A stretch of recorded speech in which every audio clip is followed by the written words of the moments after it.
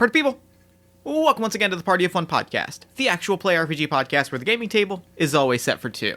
I'm your host as always, Jeff Stormer, and this week on the show I am joined by Michael Dunn O'Connor for a game of Rebel Crown.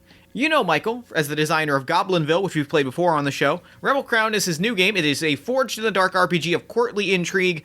The villainous House Gearr has staged a coup, has cast out the rightful heir to the throne, and this is the story about them and their allies taking back what is rightfully theirs. It's very cool, it's very well done, well made, it is a great Forged in the Dark game. I can't recommend it enough. Check it out. Find more information about Rebel Crown in the show notes. I think you're really going to dig it. Now, real quick, before we dive in, I do want to take a moment and thank some recent Patreon backers, people who I've maybe thanked on previous episodes, I maybe haven't, I don't fully remember, so I'm just going to thank them all now. Thank you so much to Aaron J. Amendola, Adira Slattery, Marcy Young, Mike Fortman, and Tyler Robertson. Thank you for supporting the show and all the other amazing things that I do, the games I create, and the podcasts I produce. I appreciate it, and I do sincerely thank you.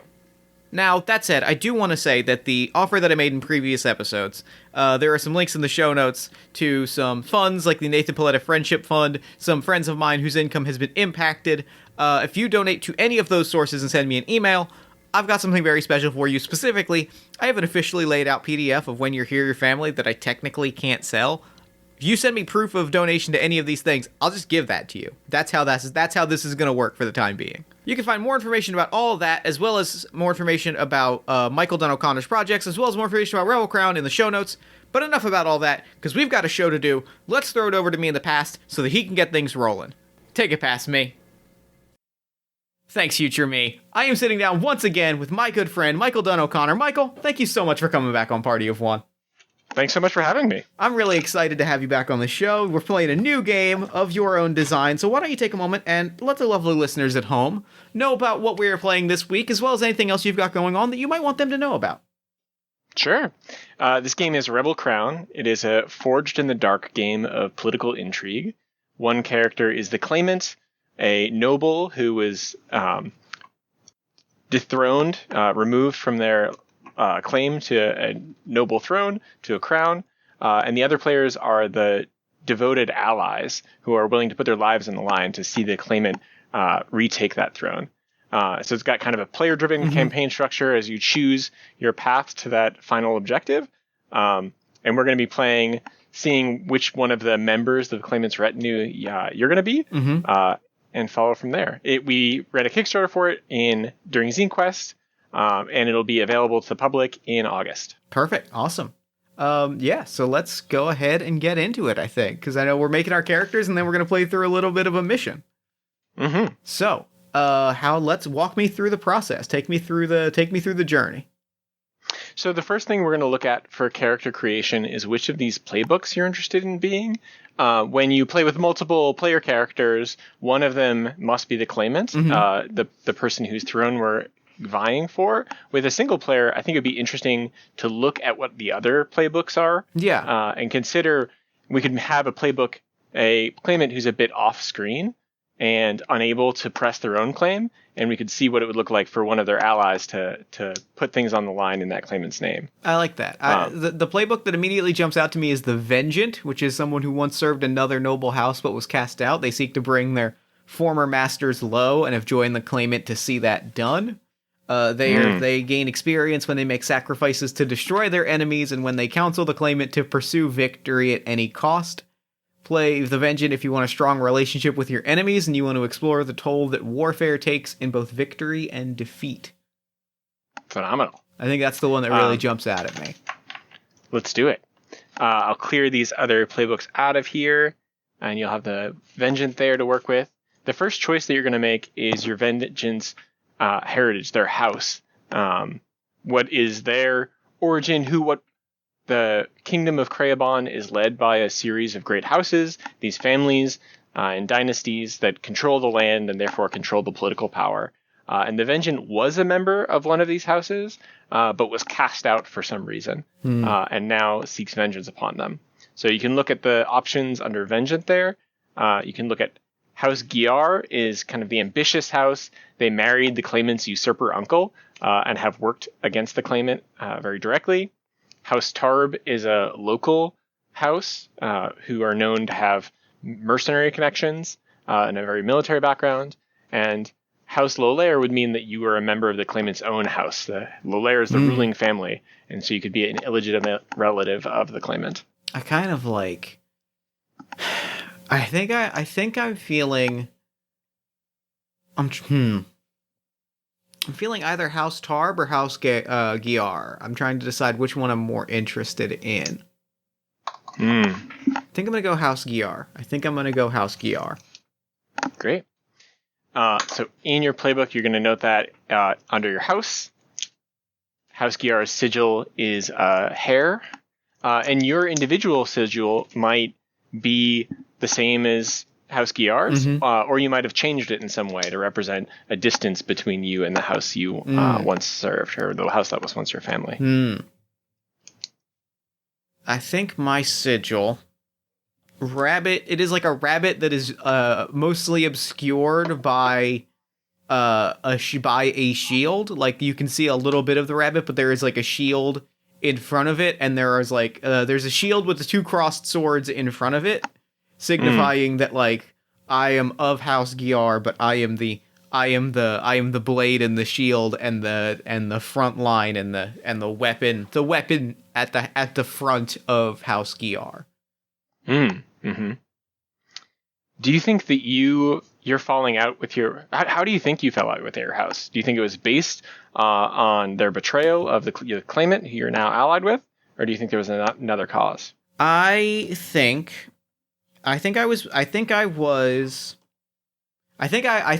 fell out because... I do think I fell out because they betrayed House Lolaire and the claimant. Actually, I'm going to backtrack a little bit and say I think it was when they took the throne, but I don't think I was cast out for, I guess, idealistic reasons. I think I was cast out in sort of a shuffling of the deck, in sort of a rearranging of things, in sort of making getting rid of the people we don't trust and the people that House Gearr cannot rely on, and they saw the front line, the person I was too eager for war and too eager for combat. I had declared myself the front line, right? Like I was a noble that put myself on the front line, and they said that's you're a little bit too much in a position to try something, and so they got rid of me, and I felt so slighted by that I said, well, then I'm gonna put the claimant back and enact my vengeance that way. Do you think you knew the claimant before all this happened, or did you form that, like, take initiative to go seek them out? I think I took initiative to seek them out. I think, because I don't think, like I said, I don't think I was cast out, like, with, like, when they took over. I think I was sort of in a sweep of getting rid of the untrustables. They got rid of me, and so, like, I think I came fairly late and was like, you're not going to beat House Gearr without power, without military strength, and I offer that to you. Cool. I have a question. So the claimant often at this point would choose a background for themselves, but I think it'd be interesting to have you kind of design the claimant that would be compelling for you to play alongside. Okay. Or like play off of. So the claimant could be someone who is exiled for a crime and lost their claim through a kind of semi-legal process, justly or unjustly. They could be someone who is legitimized and just brought into the path to power, or it could be someone who was previously heir to the throne but fled after an assassination attempt and is now returning to retake what they lost. I like the third option. I like that. In fact, I almost think, I like the third option. I like that was an assassination attempt. It was a straight up a coup, and perhaps I was even part of it. Like, perhaps there is whether or not the claimant knows it, perhaps I was involved in, like, the coup. Maybe not, like, in the court where, like, the poisoning and the assassination happened, or the attempted assassination, but, like, I was deployed on the outskirts of, like, out on the front, I had placed myself among the forces that, like, if the assassination attempt failed and things got bad, like, we were prepared to march. And I've kind of I carry that in the back of my head as I'm not ashamed of it, but I have concerns that should it be known, it will complicate my not even so much my relationship with the Claimant, but my ability to take what is rightfully mine. Yeah, I can see which that is a being place problem at the down front road. of the military. Like, it is a... And you know... Sorry, go ahead. Yeah. I was just going to say, and you know that things could have played out so differently. Yeah. Could have easily been on other sides. I could have, driven a sword through the heart of the Claimant had things gone differently. That's cool. And what do you think your particular background was? The vengeance options are cavalry commander, sworn sword, or bosun, like a naval commander. Cavalry commander. I was on horseback, standing with a big mounted weapon, like waiting. And like that was my, I was very much the, big sword, big glaive, battling people on horseback, like the terror, the terror on 4 feet, raining hell down upon everyone that came into my path. Now, based on this kind of character concept and background, you're going to choose 4 action dots. Okay. The Vengeance playbook already has 3 selected. You have an innate ability to skirmish, which is kind of controlling space in a fight, in a up close melee or a back alley brawl. You have access to command, the commanding of troops or commanding obedience from someone in a tense conversation. But you're going to choose additional dots based on your heritage, that house, like your history with House Gearr, one based on your background as a cavalry commander, and then 2 more anywhere you please. Those could be talents that you have or personal interest or additionally tied to that background. I'm going to put 1 into ride for my background as a cavalry commander. I was a warrior on horseback. I'm going to put a 2nd into skirmish for my background with House Gearr, as I was the warrior on the front lines. And the 2 others that I'm going to put 1 into hunt, and I'm going to put 1 into... I assume I can't have more than 2 in a single dice. Yeah, but 2 is the limit. That's what I thought. In 1 Yeah. action rating. Yep. Then I'm going to put 1 into... I think I'm going to put 1 into sway. Cool. That feels good. The next thing to look at is a special ability.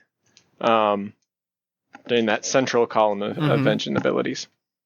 I'm leaning towards either brutal or Battleborn. Those are the 2 that I'm leaning towards. Trying to decide which I feel more comfortable, which feels more. I'm gonna go Battleborn. Cool. I don't think I'm necessarily especially frightening. No, I'm gonna go brutal. I am especially frightening when I unleash physical violence. It is especially frightening when you command a frightened target, take +1 dice. I am a monster. There's smoke around me. I am, a burning visage bathed in smoke and flame on top of a horse, towering over you. And like when I say move, that the earth thunders and the sky like bends around me. And I imagine for a claimant that had to flee from violence, you're just what they need. Yeah, and that's exactly what I offered them. I told them, that's how I kind of convinced them. I was like, you're not going to convince them. They're not going to give over the crown out of the goodness of their heart. You're going to have to wrench it out of someone's dead body. You're going to have to wrench it out of someone's cold dead hand, and wrenching things out of cold dead hands is something I'm extremely good at. The contacts list right beneath your special abilities has a list of people that you know. One of those you are particularly close with, a friend or relationship, and one is someone who you have a complicated relationship with or a difficult relationship. Could be a rival, could be an enemy. I am a friend of Bara the Veteran. So I'm going to put an F there. Do you think you served together? Yeah, I think we did. I think I think Bara was my right hand. Bara was my my backup, my wingman. Bara was the sword at my side, and I took my own path, but I still rely on Bara. What are Bara's pronouns? Let's roll a d6 here. 1, 2, he, his, 3, 4. Let's go they, their. Bara is my wing person. Bara is the sword at my side, and I still call on them from time to time to say, like, if I need added support, I know I can count on Bara. There's not many people among my ranks that I know I can count on. A lot of people fell in with House Gearr, but Bara, they are trustworthy. I believe in Bara. I have a much more complicated relationship with Drosten the Bandit, which is because I worked with Drosten after I was ousted. But it was always I think there was always an agreement of one of us is going to come out on top, and when that happens, well, then the other person is dead. Like, I am going to take my place at the Claimant's side, and when I do, I am going to drag you through the streets and see your end, and Drosten is going to become the monarch of all crime, and when that happens, what good is another servant to the crown other than a symbol to anyone who would oppose me? Yeah. We work very well together with that in mind, but we have the agreement that when this is over. Right. Yeah. One of you is going to be standing. Yeah. The next thing to look at is your solace. The campaign for the crown is stressful and perilous, and there has to be some way that you seek reprieve from these sorties that you'll engage in. So you have a couple options there, and you can detail them: prayer, love, rest, camaraderie, art, or service.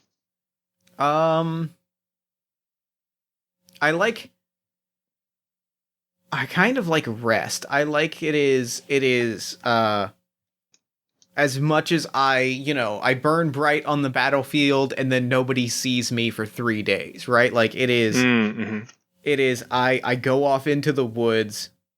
I wander into the wood and like no one sees me. Like I sit, and if somebody comes to find me, well, then I spend some extra time in the wood digging a grave.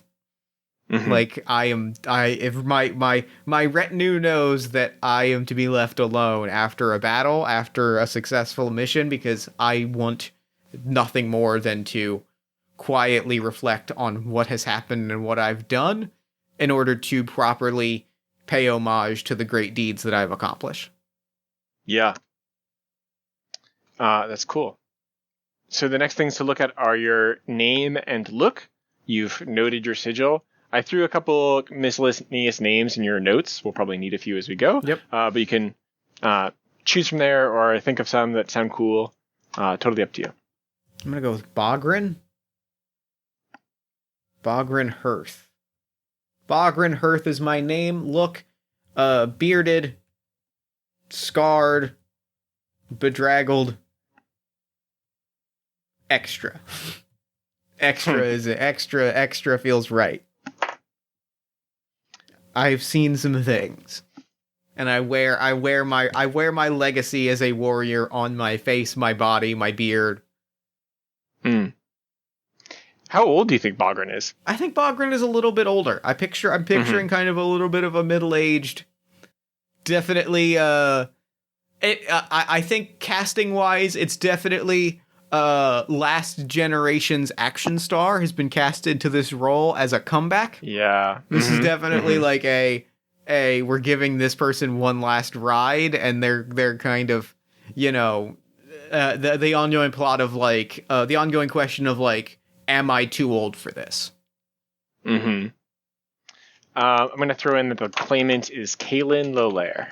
Kaylin Lolaire.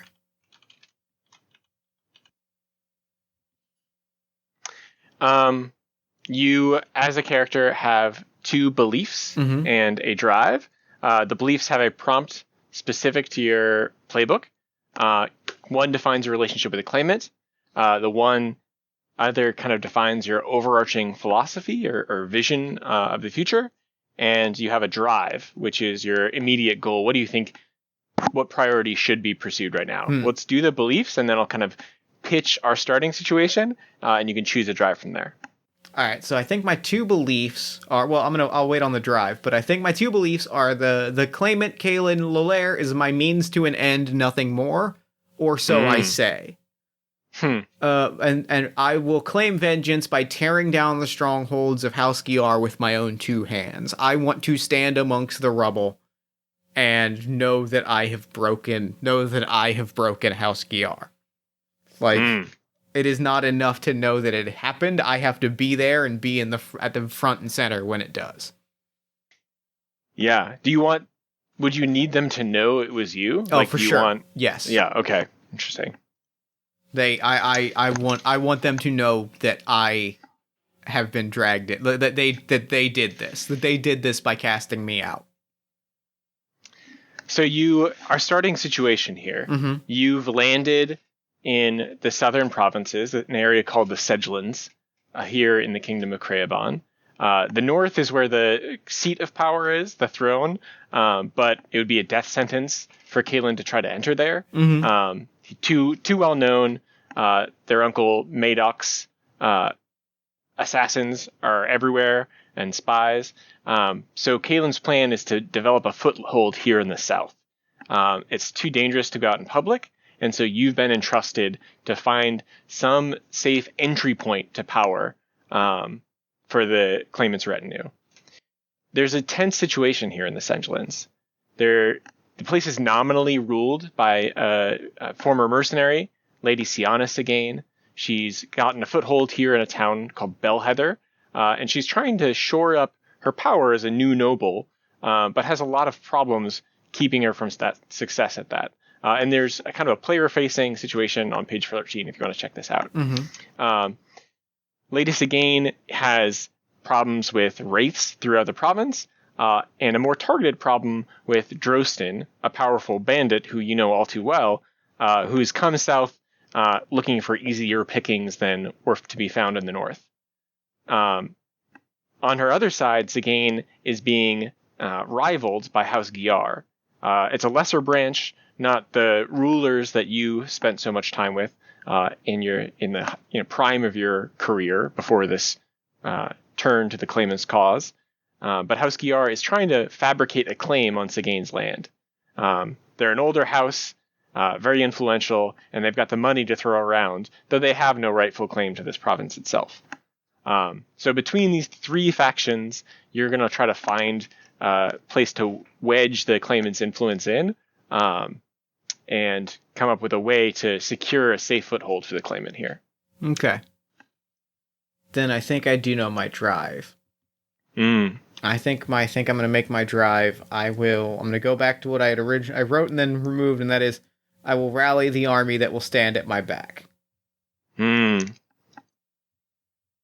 don't like bandits, but a mercenary and a brigand is someone that at least I can count on to fight until the job is done, provided that I put myself in a position where I can pay them. If I can rally up a gang, if I can rally up enough of a strong arm force that I can, rally, that I can make a few big moves, then I see it going two ways. I see it going where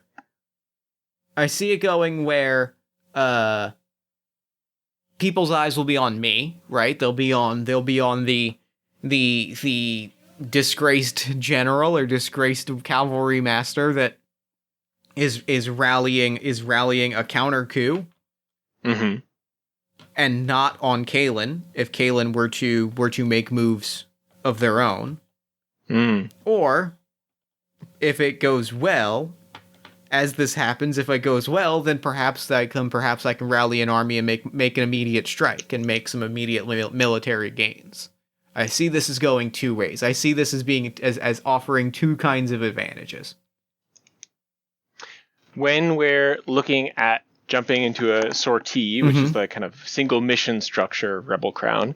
As soon as you have enough detail to start, we can jump right into the action with the engagement roll, though of course you could flash back and do additional preparation. The different plans for a sortie are on the bottom of your playbook. It sounds like you have kind of a social connection that would get you a diplomatic plan, but I want to hear about the approach that you have in mind. I'm almost thinking more of an uprising plan. I'm thinking Lady Sianis's underlings, right? The loyal, the people of the Sedgelands. They have grievances with House Gearr. It would be fairly easy for me to rally up an angry enough mob, make a big splashy blow against House Gearr, which itself is satisfying, and perhaps get Lady Sianis's attention, where I can sit down and negotiate a position of military strength and a key military alliance. And, like I said, in doing so, make it very obviously known that Bogran Hearth is on the scene, such that everybody's attention is on me and no one's attention is on Kaelin if Kaelin makes any moves. Awesome. It sounds like you get a lot of strings to pull on in a lot of interesting ways that this could escalate. Yes. How do you go about looking for this crowd? Are you going to wander into the center of Bellheather? Are you...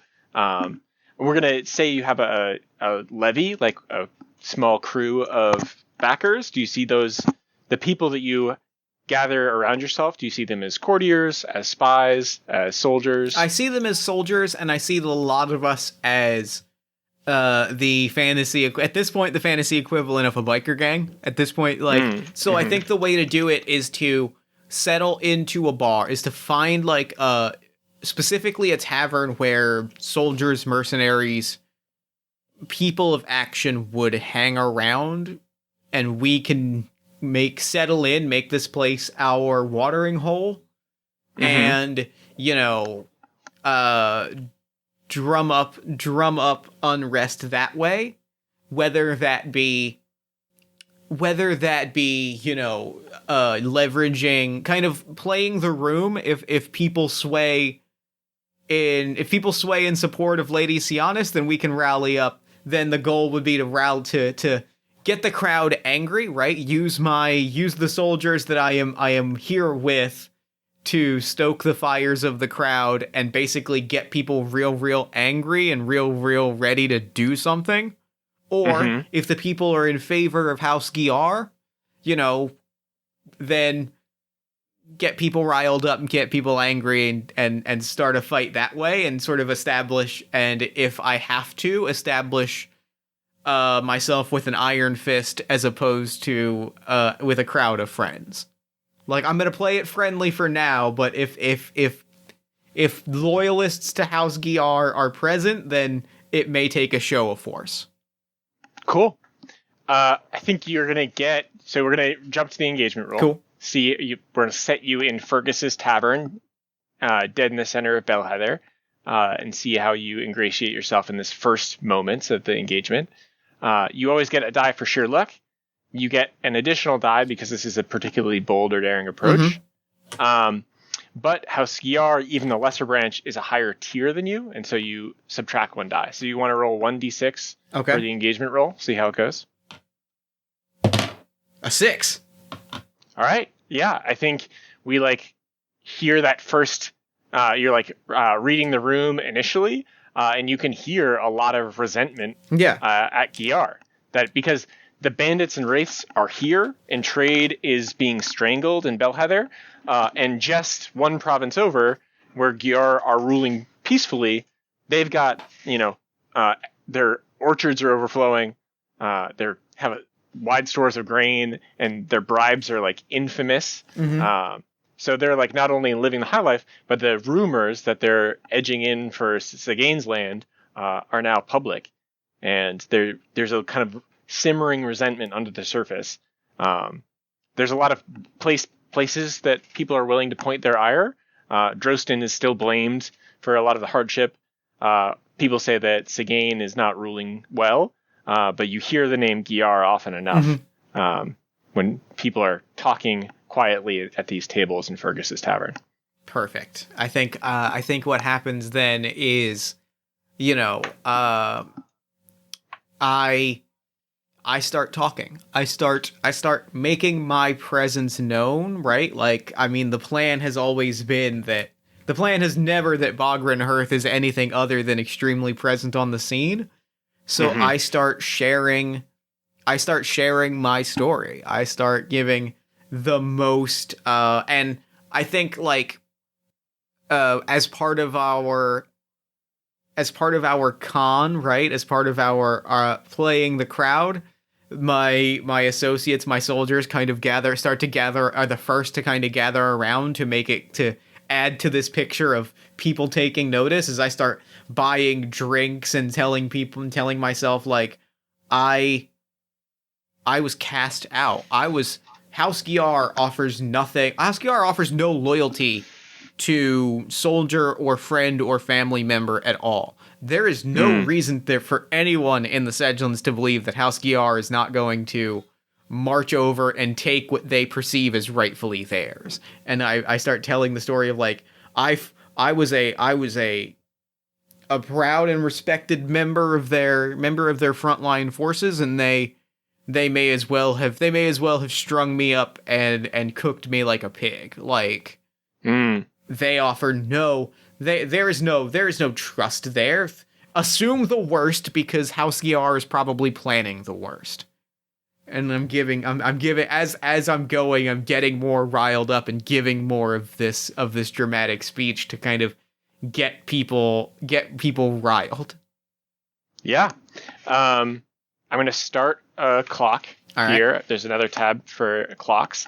Rile the crowd to action, or spur the crowd to action. Mm-hmm. We might have to see how well they can be directed after they're riled up. And this sounds like possibly a sway to me, but I think this is a sway. Sway. And I think I am going to push myself here. So I'm going to take 2 stress to add a second dice to this.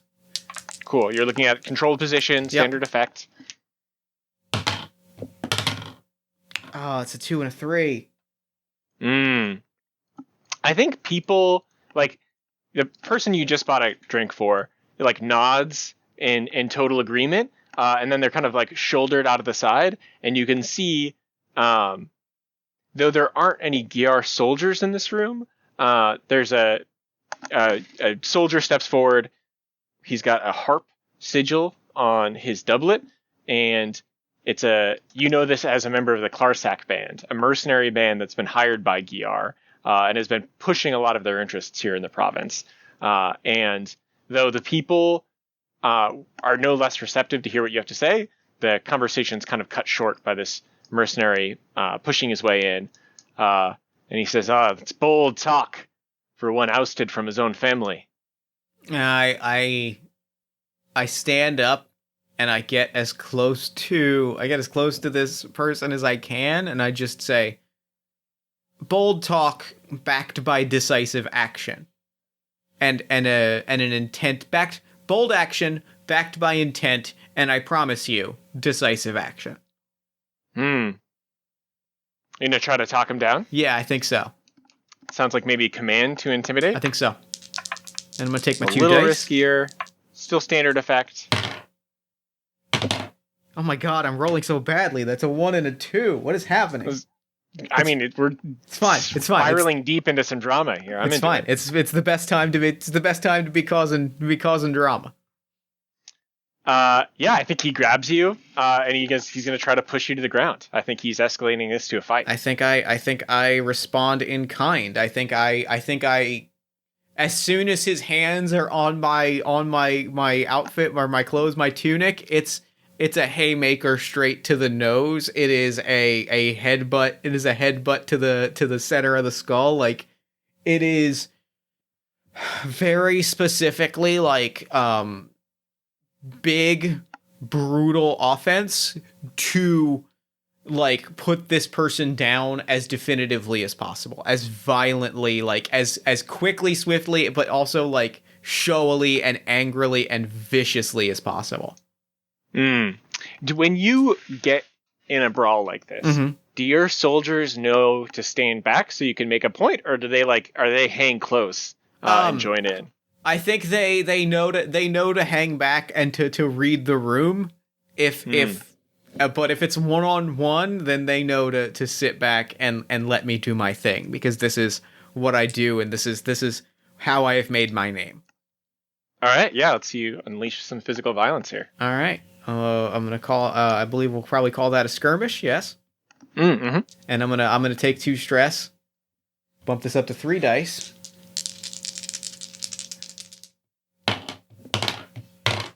That's a 1, 3, and a 4. Okay. I think you do hit him hard. That haymaker lands hard, but he doesn't have the same honor in terms of single combat that you have. And one of the other who looked like a patron until a moment ago, who's sympathetic to the Clarsack, is slips in behind you and hits you in the back of the head with a tankard. And I think that's the moment that my retinue gets up and gets into it, because I think the second it is rules of engagement apply, right? Like even if this is me, a drunken bar battle, like the rules of engagement apply here. So I think this is when, and I think this is the moment that I kind of I take the hit and I just kind of stand up and I just look to my left and my right, and I maybe snap my fingers, or I give a gesture, and I continue to throw haymakers, but I trust that my forces will fall behind me and do what they need to do. Cool. I think unless you want to resist, the bash to the head is going to be level 1 harm. I'll take that. And we'll say, cool. Yeah. So when in this moment, what's your important piece of control? Are you leading with a fight here, or do you start commanding your soldiers around the room? Do you run this like a military brawl, or are you just throwing down? I want to end this fight. I want to end my fight with the mercenary first. I trust my boys to do what they got to do. Cool. So that's gonna be 2 dice for a skirmish, and that's double 5s. All right. Yeah, I think you. How do you end it? As my question. I think I take the tanker, the bash to the head. Right, I stumble forward, and I think the mercenary kind of rears up to maybe bash me in the head or give me an axe handle, and I just stand up. I grab him by the throat, and I throw him to the ground, and just one swift punch, I crush his nose beneath my fist, and then stand up, kick him in the ribs, and shake it off, and am looking out at my troop, my squadron, my battalion, and seeing how they are handling. But I think it is brutal and swift and clean, and with less effort than perhaps it should have even taken. It is a decimation. Cool. I think the consequence here is that Fergus sends someone, a barkeep, out from the tavern to go fetch Sigane. She's going to bring peacekeepers here, and you're going to be treated as someone breaking her peace. That's fair. Here in Bellheather. All right. So That's I'm going to start a 4-segment clock. Sigane's Law arrives. And I think as this happens, I now is my time to command my people and say House Gearr is here. House Gearr's underlings are here, but more importantly, House Gearr's underlings are a swift punch in the nose away from being taken out. And I look around as with a wicked grin as my soldiers. Now I'm shifting into command mode and taking the lead and ensuring that anybody else wearing that harp is summarily thrown out of the bar. Cool. Yeah, go for it. That is a 2 and a 4. I think that's going to advance your spur the crowd to action clock. Right. I think some of the members, some people you had bought drinks for, who were listening to you, part of the crowd in Fergus's Tavern, has joined your side of the fight and sees things your way. Mm-hmm. I think the consequence here is I'm going to fill the rest of that Sagane's Law arrives clock unless you do something about it. I think what we're going to do about it is carry this out into the street where like carry it out into the street with like a loud roar of trying to sort of play the crowd to my favor a little bit, which I'm gonna propose as a sway that I might take a devil's bargain on or push myself on. I'll kind of leave that to your hands, but I want to make it clear and sort of prolestatize a little bit that this is that, you know, lean more on House Gearr is here. They've already sent their advanced forces. It's act now. It's clear out these mercenaries and these pretenders and these, you know, would be infiltrators before your community is overtaken. Cool. That sounds like a sway. I agree. I think maybe a devil's bargain I could throw in here is that this crowd is hungry for some leadership, someone to take action about this thing that they see as a problem, but they're not necessarily going to follow your leadership. Sure. So I think like the devil's bargain is that they're like totally out of your control. They'll go after Gearr, but the way they do it might not be the way you want. I'm cool with that. I accept that. I accept that bargain. Double fives again. Cool. And fill in spur the crowd to action. You got 4 out of 6 on that clock. I think the consequence here is that the agitated crowd, is now getting split. Someone starts calling for going after the bandits instead. They're like as worked up. They buy that this is a problem and like maybe violence is an answer they have not sufficiently considered. But agitators for going after the bandits. This crowd might break in half and either start fighting each other about the best direction here or going after the bandits. I think this is probably the moment when I am going to... What's my plan here? We've escalated things. I think we've escalated this as much as we could. So I think my plan here is to... I think now that the crowd is hot, I think that it's time to kind of break that dissension by way of getting back into the skirmish and getting back into, like, definitively, like, taking care, like, removing the remaining, by my own hand, removing as many of the remaining mercenaries as I can in order to, like, you know, put as many people sort of behind me as possible, because I'm pretty sure that I'm gonna be imprisoned and have to deal with Lady Sianis, but at least I can do so as a hero of the people. Like, at least if I remove some of these mercenaries and I entrust my people to do the same, at least I am coming in as a position of I have broken the peace, but done so as a favor, or done so with a gesture of goodwill.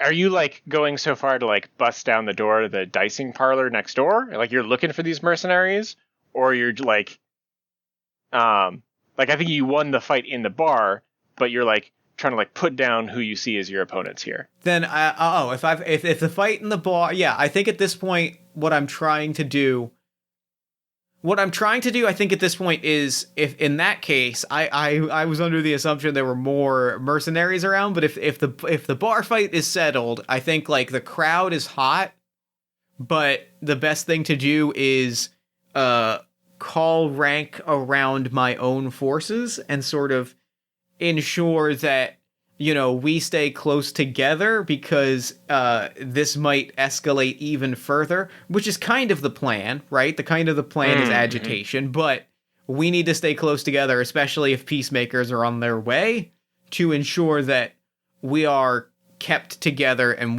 that we are not broken by attrition. We are not pulled in multiple directions in multiple petty squabbles. So those members of your crew that are like going looking for a fight in the dicing parlor, you're like calling some discipline. Yeah. Getting things straight. Cool. Yeah. Let's call that a command. Yeah. All right, that's a 5. All right, the crowd is yours with the things pulling your soldiers together, getting things back in line is enough to like get the attention. Like you're kind of through your soldiers, people's ears pick up as you reorganize them, and it seems like you clearly have a plan. I think that unless you resist, that's going to fill the rest of this agitators going for the bandits clock too. Okay. And some of this group is going to break off.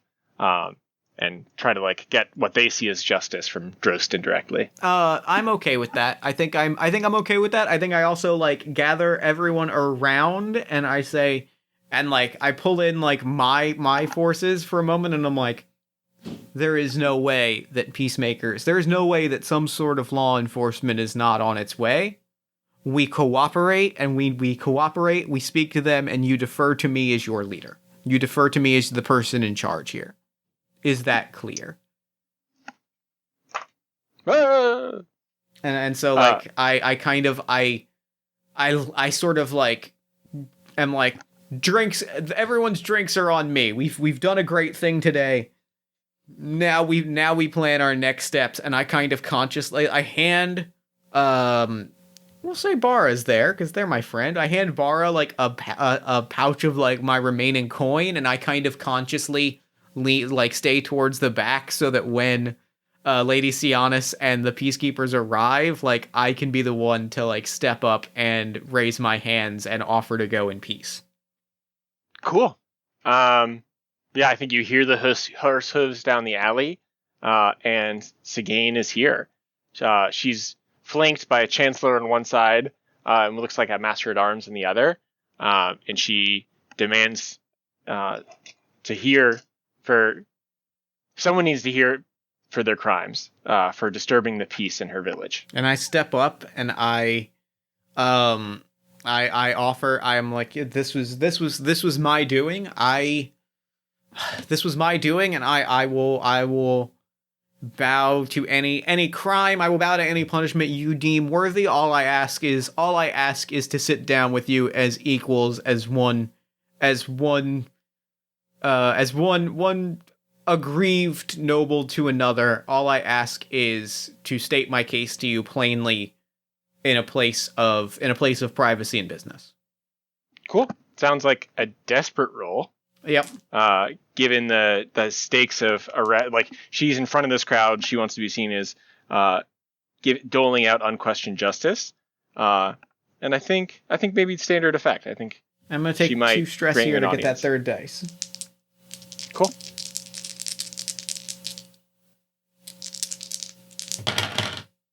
That is a 4. I think she agrees to meet with you, but she'll be talking to you through the walls of a cell.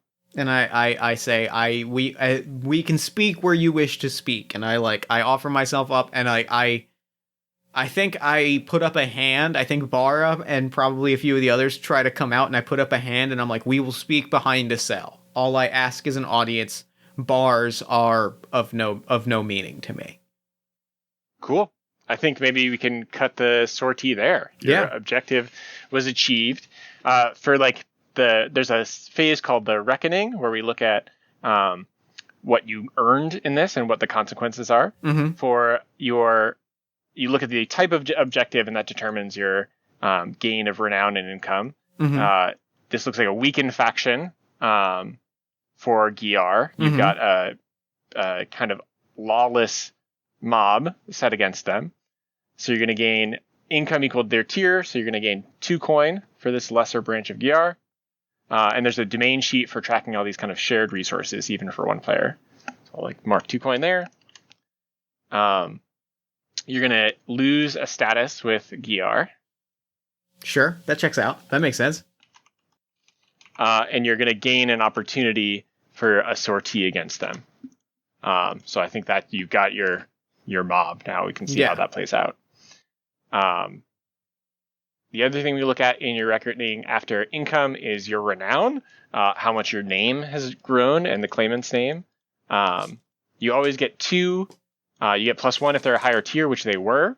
So you're going to get 3 renown there. And that's going to be how you're going to increase in tier for your retinue. We look at what unrest came out of that. I think this might be contained conflict. Even though you had a brawl, I think this is like a tavern brawl is not on the scale of a battle. Right. And you weren't out, cutting throats or anything. Yeah. So probably 2 unrest from that. People are going to talk about this, and there'll be some discontent in Bellheather, but no crisis. And then based on the amount of unrest, I'm going to roll an entanglement. Okay. Like that symbolizes some of the fallout from this sortie, consequences you're going to deal with down the road. Cool.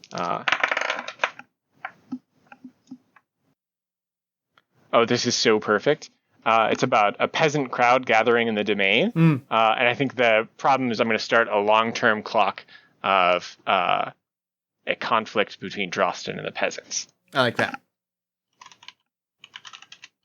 And that's going to disrupt day-to-day life in the Sedglins enough that you'll have to do something about it. Yep.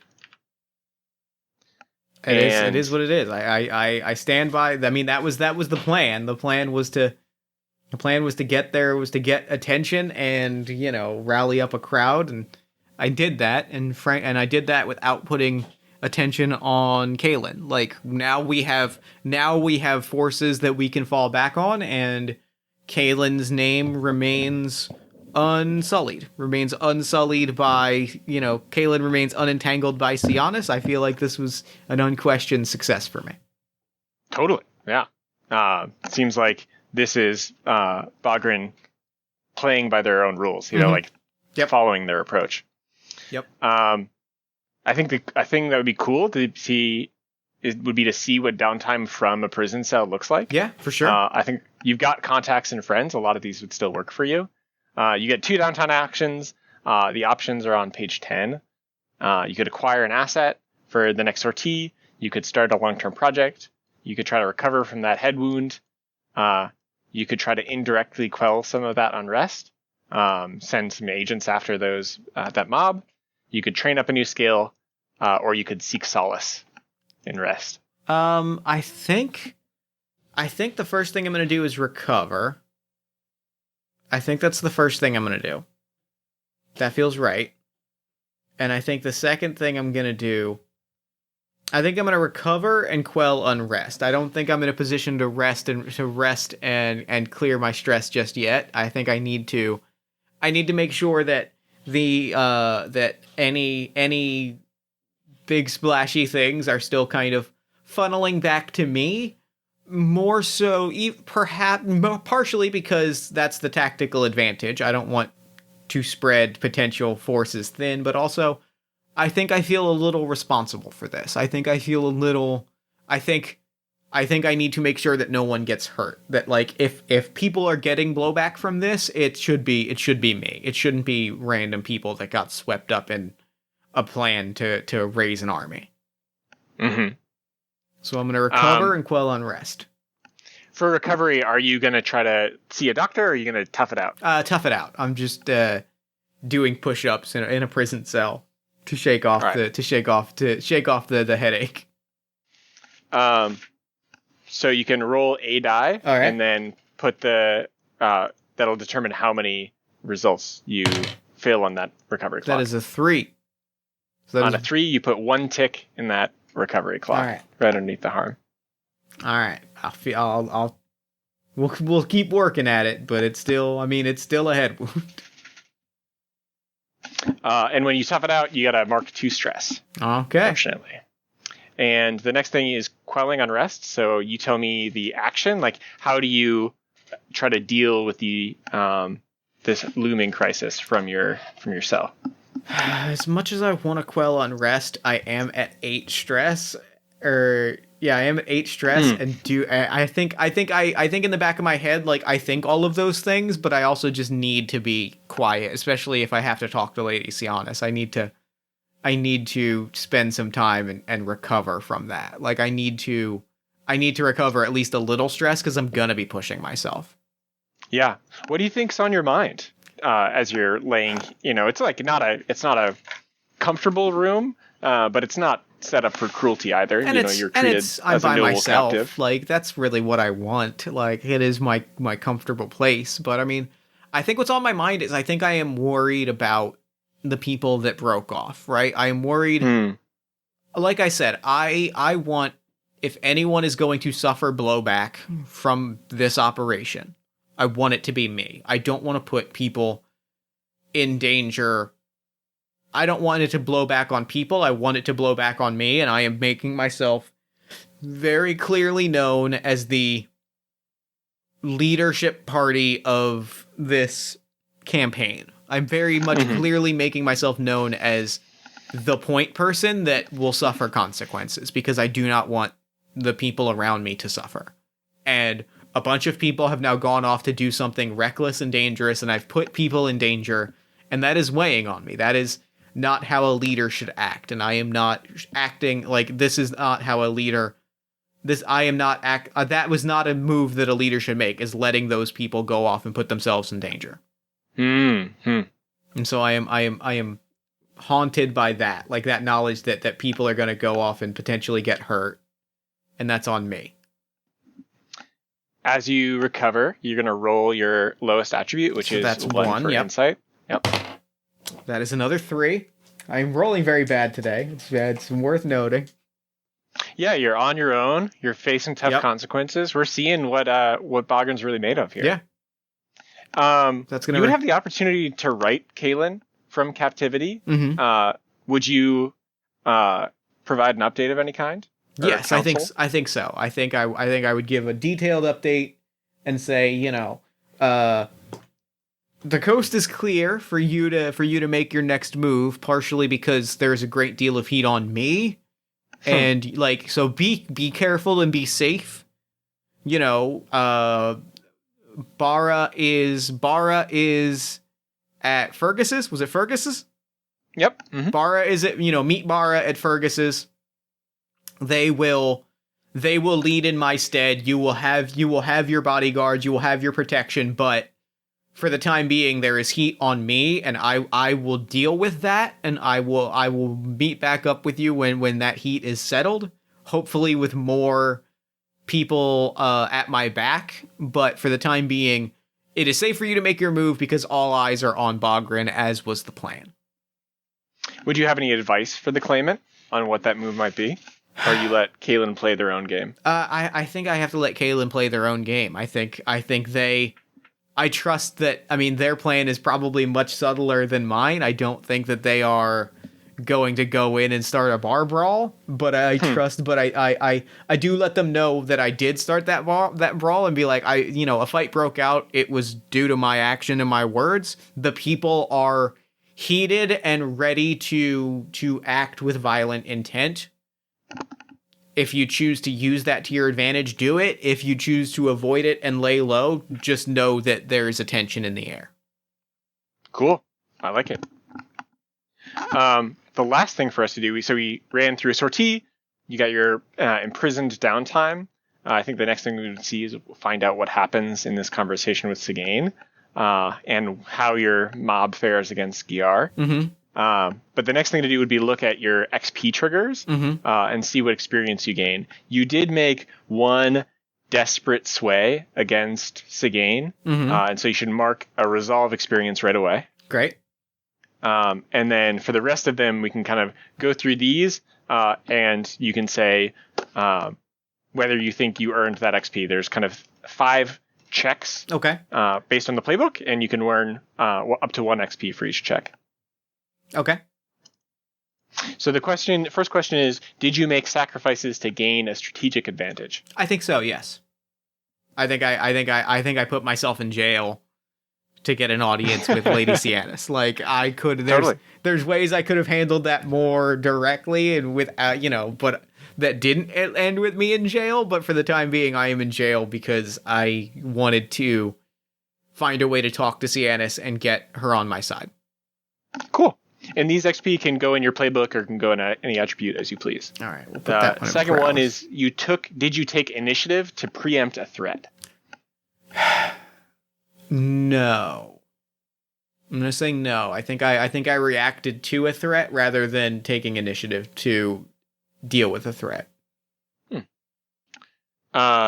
you counsel the claimant to choose aggression over compromise? No, actually. I think I recommended the exact opposite. Which I think was a cool moment Yeah. for Bogren. I think we saw that you're not like single-minded in that way. Yeah.